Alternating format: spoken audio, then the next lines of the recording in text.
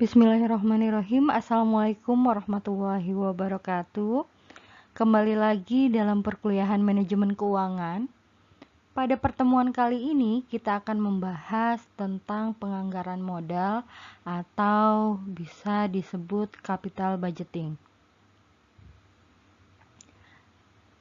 Dalam materi ini nanti kita akan membahas mulai dari pengertian penganggaran modal itu apa, kemudian bagaimana pentingnya penganggaran modal, dan juga nanti akan kita bahas beberapa teknik yang sering digunakan dalam menganalisa penganggaran modal ini. Pertama yang kita perlu pahami yaitu apa sih capital budgeting itu? Karena salah satu tugas dari seorang manajer keuangan dalam menentukan keputusan investasi adalah dengan membuat penganggaran modal. Nah, apa itu penganggaran modal gitu? Menurut Eugene gitu, penganggaran modal ini adalah sebuah proses pengambilan keputusan yang biasa digunakan oleh manajer untuk mengidentifikasi suatu proyek gitu kan, untuk menambah nilai dari perusahaan tersebut. Nah, ini biasanya sangat penting penganggaran modal ini untuk manajer keuangan dan staf-staf yang ada di suatu perusahaan. Nah, penganggaran modal ini menjadi penting karena hasil dari keputusan penganggaran modal ini nanti hasilnya itu dia jangka panjang. Keputusan yang diberikan dari penganggaran modal ini sangat-sangat penting gitu kan untuk para manajer keuangan ataupun staf ya tadi. Nantinya dari hasil keputusan penganggaran modal ini bisa digunakan untuk mengelola keuangan dalam jangka waktu yang panjang. Segala kegiatan yang dilakukan perusahaan harus terlebih dahulu diawali oleh investasi modal. Nah, penganggaran modal ini nanti akan melibatkan suatu penanaman dana di masa sekarang dengan harapan untuk memperoleh keuntungan di masa yang akan datang. Oleh karena itu, setiap keputusan penganggaran modal ini nanti akan menentukan arah perusahaan dalam beberapa periode ke depannya. Penganggaran modal juga berkaitan dengan penilaian aktivitas investasi yang diusulkan. Investasi yang terlalu besar atau terlalu kecil akan memberikan dampak kepada perusahaan jangka panjang ya tentunya untuk masa depan perusahaan tersebut. Ketika perusahaan melakukan investasi pada aktiva tetap misalnya ya, kalau dia investasinya terlalu besar, ini tentu akan menimbulkan beban bagi perusahaan tersebut gitu kan, karena terlalu banyak gitu kan aktiva tetap yang ada di perusahaan. Begitu juga sebaliknya, kalau investasinya terlalu kecil, maka perusahaan ini tidak memiliki kapasitas yang cukup sehingga bisa mengakibatkan perusahaan ini kehilangan kesempatan untuk menguasai pangsa pasar yang ada. Kalau perusahaan investasi ke misalnya mesinnya terlalu banyak, maka ini juga menjadi beban kan. Kalau terlalu sedikit gitu, nah maka perusahaan tidak dapat memproduksi lebih banyak produknya dan tidak bisa menguasai pangsa pasar yang ada. Perusahaan dapat menganggarkan modalnya untuk disalurkan kepada berbagai jenis investasi. Di sini ada beberapa jenis investasi. Misalnya yang pertama yaitu investasi yang tidak menghasilkan laba. Contohnya ini adalah pemasangan instalasi pembersih air limbah. Ini kan tidak menghasilkan laba untuk perusahaan, tetapi memang harus diperlukan oleh perusahaan. Kemudian juga ada investasi yang tidak dapat diukur labanya. Nah, ini bagaimana investasi yang tidak bisa diukur labanya? Karena kan tujuan investasi itu adalah untuk menaikkan laba. Tetapi laba yang diharapkan di sini yang diperoleh perusahaan dengan adanya investasi ini sulit dihitung secara teliti. Contohnya, misalnya ketika ada pengeluaran biaya promosi. Nah, ini kan dia sulit dihitung berapa sih labanya dari besarnya biaya promosi yang dikeluarkan, atau juga biaya penelitian, karena biasanya biaya-biaya penelitian ini kan belum tentu penelitiannya itu gagal ataukah berhasil. Nah, juga ada biaya pelatihan, pendidikan karyawan, yang ini juga akan sulit gitu kan mengukur dampak dari biaya ini gitu kan terhadap kenaikan laba yang didapatkan perusahaan. Yang ketiga adalah investasi dalam penggantian equipment atau replacement investment.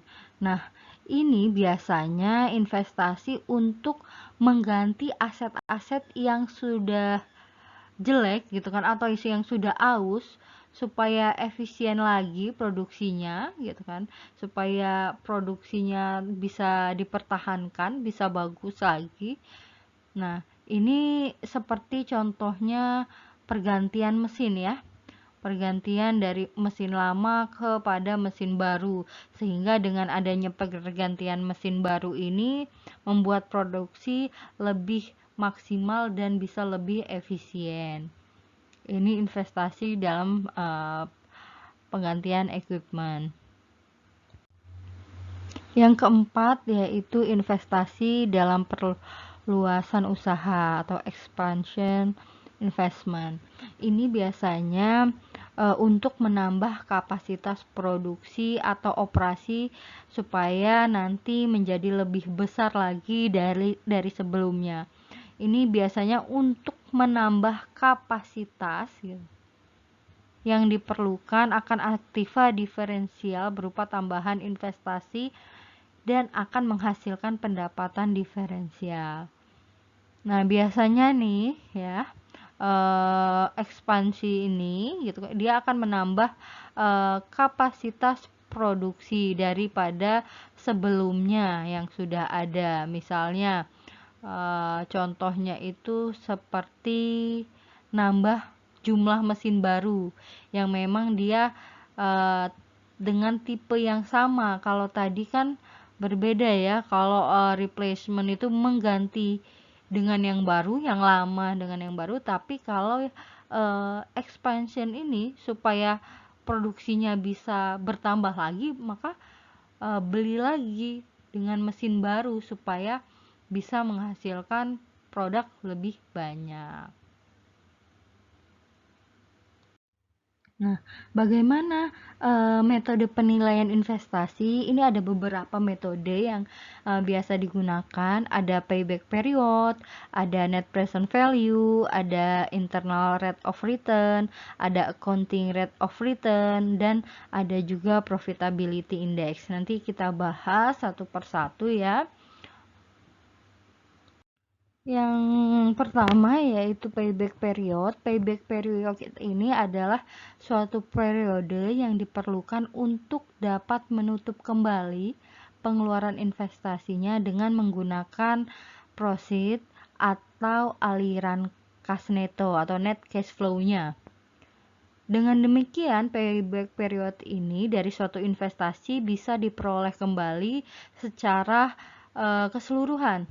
Apabila proceednya atau aliran Kasneto tadi bisa dilihat gitu kan, setiap tahun jumlahnya sama, maka payback periodnya dari suatu investasi bisa dihitung dengan cara membagi jumlah investasinya dengan profit tahunannya.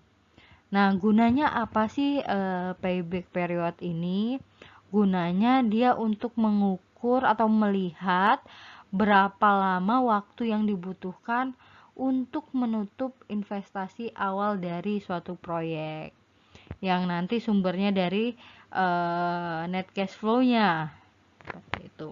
Jadi kita melihat lamanya waktu yang dibutuhkan seperti itu.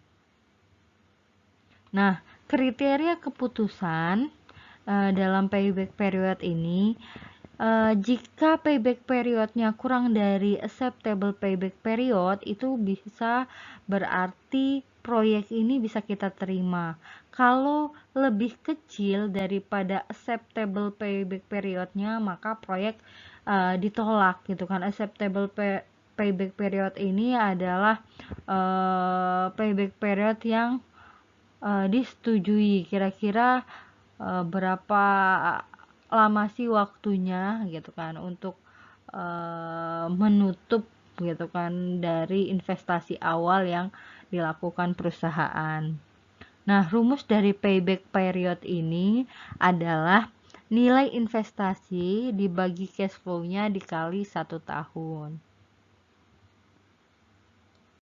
Contohnya, misalnya ada perusahaan dagang semakin jaya melakukan investasi sebesar $45.000. Jumlah profitnya per tahun itu adalah $22.500. Maka berapakah payback periodnya? Tadi kita masukkan ya dengan rumus payback period, yaitu nilai investasi dibagi cash flow-nya. Nilai investasinya berapa? 45.000 ya di soal, dan cash flow-nya adalah sebesar 22.500 dikalikan 1 tahun. Sehingga payback periodnya dihasilkan adalah sebesar atau selama 2 tahun. Artinya apa? Dari sini kita bisa lihat bahwa dana yang tertanam untuk investasi atau dalam aktiva itu yang sebanyak berapa tadi, nilai investasinya adalah 45.000 ya. Ini bisa diperoleh kembali dalam jangka waktu 2 tahun lamanya. Kalau investor dihadapkan dengan dua pilihan investasi, maka kita akan memilih payback periodnya yang paling kecil. Karena apa? Semakin cepat pengembaliannya kan berarti semakin bagus. Beberapa kelebihan dan kelemahan menggunakan metode payback period ini. Yang pertama itu kelebihannya banyak digunakan karena mudah dan sederhana, dan juga memberikan informasi resiko dan likuiditas atas suatu proyek. Sedangkan kelemahannya, dia biasanya tidak mempertimbangkan semua cash flow dan tidak mempertimbangkan konsep time value of money. Selanjutnya adalah net present value. Nah, net present value ini adalah metode penilaian investasi yang menggunakan diskon cash flow. Ini mempertimbangkan tentunya time value of money pada setiap aliran kas yang ada. NPV ini merupakan teknik di dalam capital budgeting yang dihitung dengan mencari selisih NPV investasi awal dengan NPV arus kas proyek pada tingkat biaya modal yang sama. Nanti akan ada ya contohnya. Nah, kelebihan dari net present value ini, dia menunjukkan tambahan kemakmuran lebih real yang diperoleh oleh pemodal. Kelemahannya itu sulit untuk menentukan berapa tingkat bunga yang dipandang layak untuk diberikan seperti itu. Untuk mencari net present value ini kita bisa menggunakan rumus NPV sama dengan sigma N I CF atau cash flow dibagi dengan 1 plus I pangkat N dikurangin I0. NI ini adalah bunga ya, tingkat bunganya. N-nya itu adalah periode waktunya, dan I0 itu nilai investasi awal tahun. Tadi kan dikurangin dengan nilai investasinya. Kriteria NPV ini, kalau NPV-nya lebih besar daripada 0 berarti proyek tersebut bagus gitu kan, layak untuk dilaksanakan. Kalau yang kurang dari 0 itu berarti tidak layak. Dan kalau NPV-nya sama dengan 0 berarti proyek tersebut ada dalam posisi BEP gitu kan. BEP itu kan break even point gitu, nggak untung dan nggak rugi, seperti itu. Ini nanti kita juga bisa lihat gitu kan, total revenue itu sama dengan total cost. Ini ya dalam keadaan BEP itu terjadi di mana total revenue penerimaannya sama dengan total biayanya di dalam bentuk present value. Untuk menghitung NPV ini diperlukan data tentang berapa perkiraan biaya investasi, biaya operasi, dan pemeliharaan, serta perkiraan benefit dari suatu proyek yang direncanakan. Contoh ya, perusahaan dagang Maju Jaya melakukan investasi sebesar 45.000, kemudian profitnya selama 3 tahun itu adalah 22.500, kemudian tingkat suku bunganya 10, maka hitunglah net present value-nya. Kita masukkan ya, rumusnya adalah net present value itu adalah sigma NI CF, cash flow-nya dibagi dengan 1 plus I pangkat N, kemudian dikurangi dengan I0-nya. Nah, kita masukkan, ini sigma berarti kan penjumlahan gitu. Keseluruhan kita lihat dari seluruh cash flow-nya. Di sini ada 3 tahun kan. Nah, ini berarti gitu kan. Kita lihat cash flow pada tahun pertama, kedua, dan ketiga. Berarti 20 berapa tadi cash flow-nya atau profit-nya adalah 22.500 per 1 plus 10 pangkat 1. Ini tahun pertama ya. I-nya kan 10, N-nya tahun pertama gitu kan. Kemudian ditambah dengan gitu kan CF per 1 plus I pangkat 2 gitu karena di tahun kedua, dan 22.500 per 1 plus I-nya 10 pangkat 3 karena di sini dilihat yaitu selama 3 tahun. Nah, baru nanti dikurangin dengan investasi awalnya gitu, yaitu sebesar 45.000.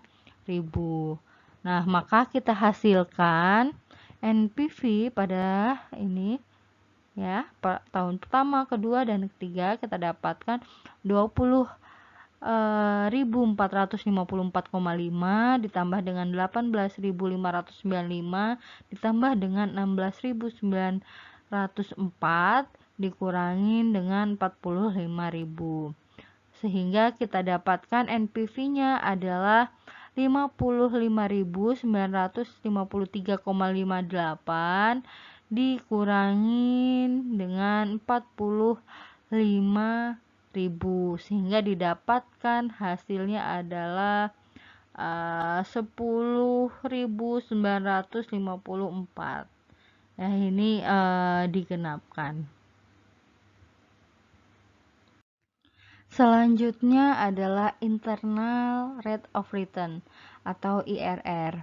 Nah, IRR ini merupakan tingkat diskonto yang menyamakan present value cash flow yang masuk dan cash flow yang keluar, cash in ya atau cash out.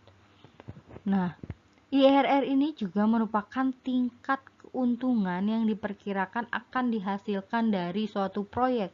Berapa sih kira-kira keuntungan yang didapatkan gitu kan dalam investasi pada suatu proyek. Diskon rate yang membuat nilai sekarang aliran kas masuk sama dengan biayanya, sama halnya dengan NPV sama dengan 0. Ini nanti bisa kita lihat ya di rumusnya, karena kan kita melihat tadi menyamakan present value cash flow yang masuk dan cash flow yang keluar. Nah, NPV ini kita cari gitu kan, masukkan yang I ya, kita lihat ketika ada tingkat suku bunga gitu atau tingkat keuntungan yang diperkirakan ya, I. Bagaimana sih menghitung NPV-nya, yaitu dengan cara sigma N T sama dengan 0 gitu kan, CFT gitu kan, dikalikan dengan 1 plus K pangkat T. T ini biasanya ini adalah waktunya. Nah, kalau masukannya NPV sama dengan 0, yang ini tadi ya, yang ketiga, untuk menghitung IRR-nya itu adalah berarti CF gitu kan, cash flow-nya sigma ini ya, jangan lupa sigma NT sama dengan 1 cash flow dibagi dengan 1 plus IRR pangkat T itu sama dengan 0. Tingkat pengembalian tambahan ditahunkan atas investasi.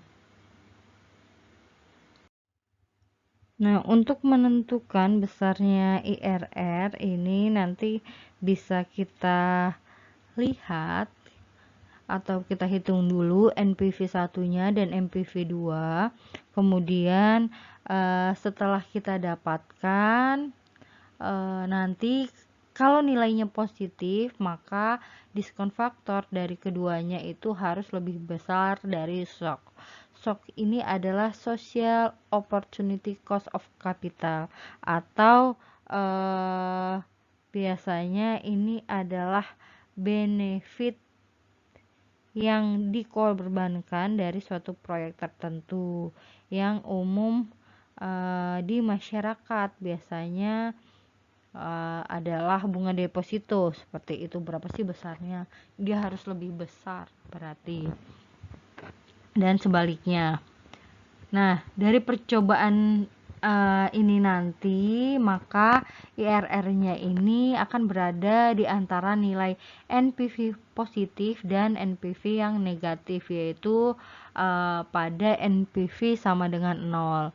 Rumus untuk mencari IRR ini adalah I1 ya, ini adalah tingkat diskon rate-nya ditambah dengan NPV 1 dibagi dengan NPV 1 dikurangin NPV 2 dikalikan I2 dikurangin I1. Nah, I2 ini tadi diskon rate yang menghasilkan NPV 1, I2 berarti diskon rate yang menghasilkan NPV 1. NPV 2 maksudnya, maaf. Kriteria penerimaan dari IRR ini, apabila suatu proyek dia mempunyai IRR-nya lebih besar daripada cost of fund-nya, maka berarti proyeknya bagus, jadi proyeknya diterima. Tetapi ini berarti proyek ini tadi kalau IRR-nya lebih besar berarti menguntungkan karena dia ada kelebihan dana bagi shareholder setelah dana itu dihasilkan proyek yang digunakan untuk membayar modal yang setelah cost of fund-nya tadi, biaya-biaya sebelumnya yang digunakan untuk suatu proyek. Perbandingan antara metode NPV dan IRR ini, apabila ada suatu proyek yang independen, maka biasanya NPV dan IRR-nya akan selalu memberikan rekomendasi yang sama untuk menerima atau juga menolak dari usulan proyek tersebut. Tapi kalau ada proyek-proyek yang sifatnya mutually eksklusif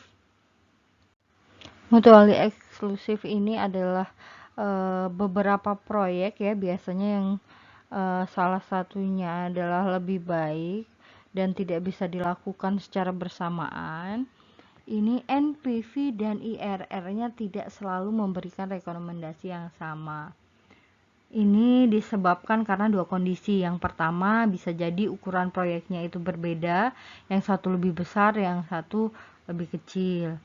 Atau juga dia terdapat perbedaan waktu, karena waktu dari aliran kas antara kedua proyek tersebut berbeda.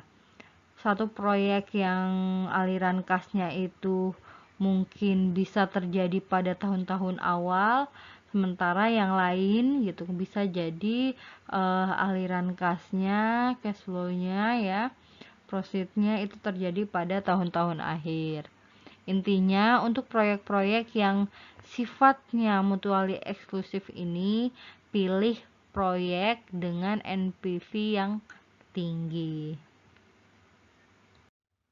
Nah, selanjutnya itu metode accounting rate of return. Nah, metode ARR. Nah, metode ARR ini biasa digunakan untuk mengukur seberapa besar tingkat keuntungan dari suatu investasi. Dia menggunakan keuntungan setelah pajak, gitu kan, dibagi dengan rata-rata nilai buku investasi selama usia investasi. ARR ini mempunyai beberapa kelemahan. Yang pertama, dia menggunakan input yang salah, yaitu dia menggunakan laba akuntansi ya, dimana ini tadi nanti laba akuntansi ini yang digunakan adalah laba setelah pajak, bukan menggunakan aliran kas. Kalau yang sebelumnya kita melihatnya dari aliran kasnya ya, cash flow-nya, tapi yang ini ARR ini menggunakan laba akuntansi, sehingga input yang salah akan menghasilkan output yang salah juga. Nah, ARR juga tidak memperhitungkan nilai waktu uang atau time value of money, sehingga besarnya cut off rate-nya itu dia tidak memiliki justifikasi teoritis yang kuat. Makanya ini yang ARR ini lebih jarang digunakan sih, biasanya kebanyakan yang IRR ya. Nah, ini ARR cara rumusnya itu adalah sigma N T sama dengan 0, cash flow T per N dibagi dengan I0. Nah, metode selanjutnya yaitu adalah profitability index. Ini adalah melihat atau mengukur rasio antara present value arus kas masuk dengan present value arus kas keluar. Ini juga biasa disebut dengan metode benefit cost ratio. Rumusnya itu adalah ya, profitability index present value cash inflow dibagi dengan present value dari cash outflow, atau PI sama dengan sigma N T minus T sama dengan 0, cash inflow ya, CIF ini dibagi dengan 1 plus K. K ini adalah biaya modal proyek, pangkat T, dibagi lagi dengan sigma sigma N T sama dengan 1, COF atau cost outflow pada periode ke T dibagi dengan 1 plus K itu adalah biayanya pangkat T. Nah, ini adalah rumus dari profitability index. Atau juga profitability index ini bisa dicari dengan rumus PI sama dengan present value dari net cash flow dibagi dengan initial investmentnya. Nah, menurut metode profitability index, suatu proyek dikatakan layak apabila profitability index-nya, PI-nya itu lebih besar daripada 1, dan kalau PI-nya kurang dari 1 berarti proyek tersebut tidak layak dilaksanakan. Kita lihat contohnya ya, untuk profitability index ini dari ini ya, kita lihat ada annual cash flow, ada present value, IFA, ini 5. Ini 5-nya ini adalah tahunnya, ini 10%. Ini adalah biasanya suku bunganya. Kemudian ada present value of cash flow dan initial investment. Maka kita bisa mencari gitu kan PI-nya, yaitu dengan membandingkan present value of cash flow-nya dengan initial investment, sehingga didapatkan hasilnya 1263. Nah, kriterianya tadi jika PI lebih dari 1 maka proyek akan diterima. Berarti proyek ini bisa diterima. Selanjutnya, contoh yang kedua yaitu misalnya di sini ada proyek silver, yang tadi sebelumnya itu adalah proyek gold ya, kita namakan. Ini ada 5 tahun ya, kita lihat cash flow-nya ini terlihat di tabel ini selama 5 tahun masing-masing, tahun pertama, kedua, ketiga, keempat, dan kelima. Kemudian present value IF-nya ini adalah, jika ini tadi ini adalah tahun ya, yang 5 ini adalah tahun, dan 10% ini adalah suku bunganya gitu kan. Nah, bunganya 10%, tahunnya adalah selama 5 tahun. Nah, maka kita ini kalau sudah kita ketahui ini, kita cari yang ininya dulu. Nah, present value dari tahun, jika 5 tahun dan suku bunganya 10. Nah, ini bisa kita cari melalui tabel atau juga bisa kita cari dengan rumus 1 dibagi dengan 1 plus R ini tadi bunganya pangkat N ini ya tahunnya. Nah, ini bisa juga dicari dengan rumus ini. Jadi ini misalnya berarti kalau yang ini R-nya 10%, 10% ya. Kemudian N-nya berarti pangkat 1, yang ini yang kedua, tahun kedua pangkat 2, dan seterusnya. Nah, setelah kita dapatkan baru kita kalikan ya masing-masing cash flow-nya dengan present value IF ini. Ya, ini kita kalikan sehingga kita dapatkan sebesar 4.455,455 dan seterusnya. Kemudian setelah sampai tahun kelima itu kita jumlahkan dari present value of cash flow-nya. Kan cash flow keseluruhannya berapa? Kita jumlahkan, yaitu 51.769.626.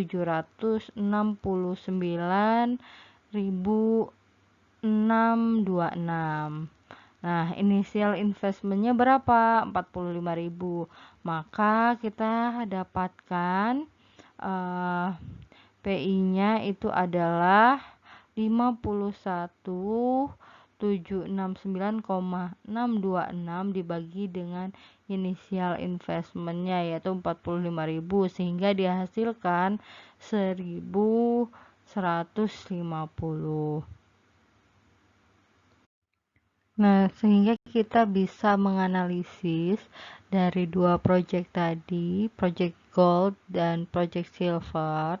Maka dari dua project ini, keputusan yang kita ambil itu adalah kita tentu akan memilih proyek yang PI-nya lebih besar daripada 1, dan yang paling besar tentunya antara 1.263 dan 1.150.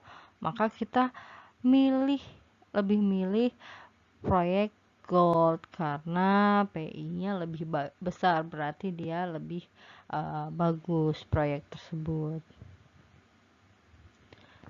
Baik, itu saja materi pada pertemuan hari ini. Kurang lebihnya saya mohon maaf.